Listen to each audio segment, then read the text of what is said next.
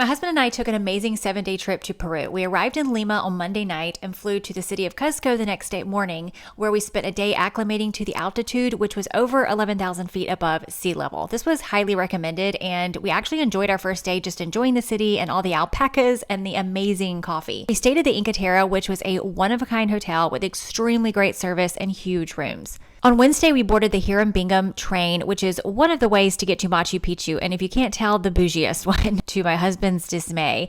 The 3-hour ride to get to Machu Picchu was so fun, with an amazing band, incredible food, and good conversation. It was worth every penny. Our train ticket included a guided tour of Machu Picchu, which was incredible all by itself, and left some questions as to how these people knew how to build this efficient city that still works today. We took our bougie train back to Cusco and went straight to sleep. The next day was Thursday, and we boarded the Belmont Andean Explorer for a 3-day journey through the Peruvian mountains. We were greeted with champagne and pisco sours and enjoyed amazing views as we left the city. We made a stop at some Inca ruins and then headed to Lake Titicaca, where we enjoyed a 7-course meal complete with wine pairings and something they called a digestive, but with straight alcohol. But hey, when in Peru.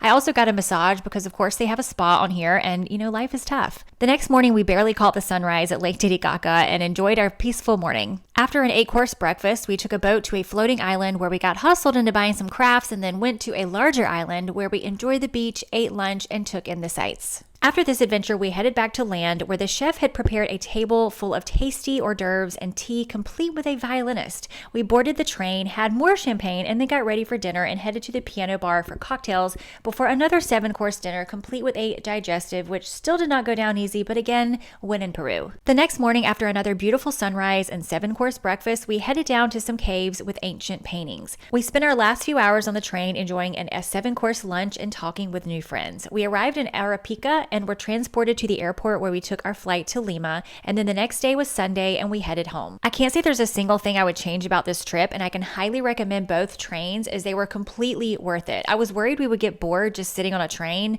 so much, but there was very little time to get bored, and they had the schedule down to a T, and the service was so top-notch that you couldn't want for anything. I planned this trip myself and made a few mistakes that cost us some money, but otherwise it was fantastic. One of the best trips we've ever taken.